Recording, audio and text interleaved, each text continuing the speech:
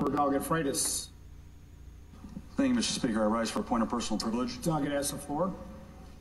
So, over the last several days, Mr. Speaker, there's been a lot of discussion about an open and honest debate with respect to school shootings, gun violence, gun control, etc. And an open and honest debate, as I understand it, is one that would rely on data, facts, evidence, analysis, reason, logic, etc., etc. And I'm certainly willing to have that debate. I think if we were going to look seriously at school shootings and gun control, we would analyze things like, why do all mass shootings seem to take place in gun-free zones? When it'd be reasonable to test whether or not the efficacy of gun-free zones have actually achieved what their intended intent is. We'd start to look at most of these shooters come from broken homes. What sort of government policies have actually encouraged broken homes? You can look at left-leaning think tanks like the Brookings Institute that will actually say that some of it can be attributed to various cultural changes that happened in the 60s, to include the abortion industry.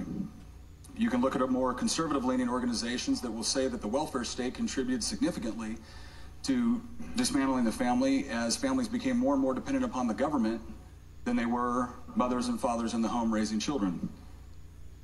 We could look at various status with those areas within the United States and around the world that have strict gun control measures and what their crime rates look like, whether it's Chicago, New York City, Washington, D.C., and others that have incredibly strict gun laws, and yet for some reason hasn't seemed to stop the gun violence in those particular areas. We can look at the analysis out of 538, which is considered more of a left-of-center data analysis think tank, where you have several analysts now confirm through the data that they were looking at, not just in the United States, but in Canada, Great Britain, and Australia, that they were shocked that the data did not support what they thought gun control measures would actually achieve. We can look at the number of cases within the United States where a gun has been used for self-defense. Estimates range everywhere from 100,000 uses to over close to 1 million uses within the United States. Now, some organizations and some reporters only want to report on the ones where a gun was used and it actually resulted in the death or maiming of the perpetrator. But if you look at the ones where the gun was used and the mere presence of the firearm actually dissuaded a criminal from committing an act of violence, an act of rape, an act of murder, the number shoots up, it skyrockets. So when people on this side talk about the importance of the Second Amendment, please understand it's not just some base philosophical conviction that we all have. It is rooted in the idea that while we may be a post-Enlightenment society, the vast majority of horrible atrocities that we've seen have happened in those post-Enlightenment societies. Has happened as a result of government systematically disarming citizens and claiming themselves to be the sole responsible party for their security, and then turning on those same citizens and punishing them.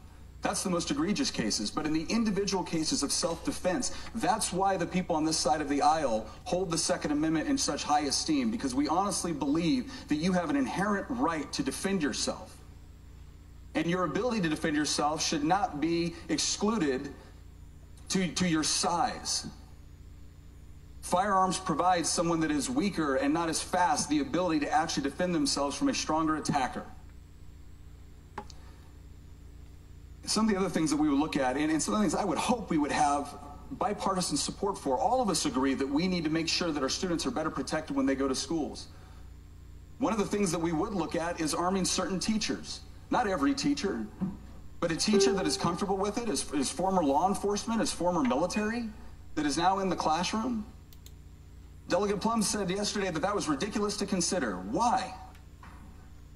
Is it because the other side of this debate will only accept one quote-unquote solution to this problem, and that is tearing apart or gutting the Second Amendment? And I understand, we're going to mention just a couple of the bills that were done this year, right? Background checks, getting rid of bump stocks. If you're wondering the other reason why we can't have an honest debate over this one, is because, quite frankly, I don't think any of us on this side of the aisle believe you when you say that's all you want to do. It'll be bump stocks, it'll be background checks, then it'll be a different kind of background checks to register the guns. Then after that, it'll be we need to ban assault weapons. What's an assault weapon? Something that looks scary. Then after that, it'll be semi-automatic rifles. After that, it'll be semi-automatic handguns. Then it'll be revolvers, shotguns. Because when the policies fail to produce the results you are promising to your constituents, you'll be back with more reasons on why we've got to infringe on Second Amendment rights.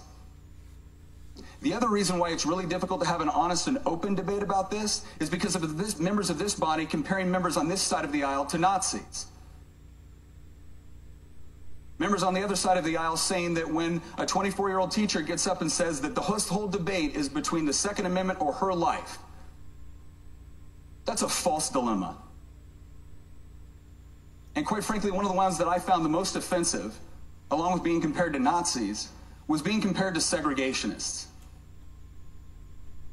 I just want to remind everyone someone very quickly. It was not our party that supported slavery, that fought women's suffrage, that rounded up tens of thousands of Asian Americans and put them in concentration camps, that supported Jim Crow, that supported segregation, or supported mass resistance. That wasn't our party.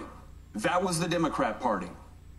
Now, I'm thrilled that Democrats no longer believe that, and I don't believe that a single current member of this body who is a Democrat ever believe those things, but I would really appreciate it if every time you want to make a powerful point, you don't project the sins, the atrocities, and the injustices that the Democratic Party perpetrated on others onto us. So if we want to have an open and honest debate, I am all for that. Let's do that. But it does start with a certain degree of mutual respect. It starts with a certain degree of not assuming that the only reason why we believe in the Second Amendment is because the NRA paid us off. Well, if that's the sort of logic you want to use, why don't you go take a look at how much money the NRA spends and how much money Planned Parenthood spends? Because when I get up here and I talk about abortion, I don't assume that you're all bought and paid for by Planned Parenthood. I don't assume you're horrible people because I disagree with you on a policy position. I assume you have deep convictions and that we can have an argument and a debate about it. But if you're not willing to reciprocate that level of respect, well, don't be surprised when it becomes more difficult to talk about these things. Because there is a lot that we can do, and there is a lot that we need to do to ensure the security of our children and our citizens. But yes, we are going to have a problem with so-called solutions which infringe on people's liberty under the promise the government will provide for their security. Because ultimately in this last school shooting, we had a perfect example of government being engaged over 30 times and still failing to provide security for those students. Thank you, Mr. Speaker.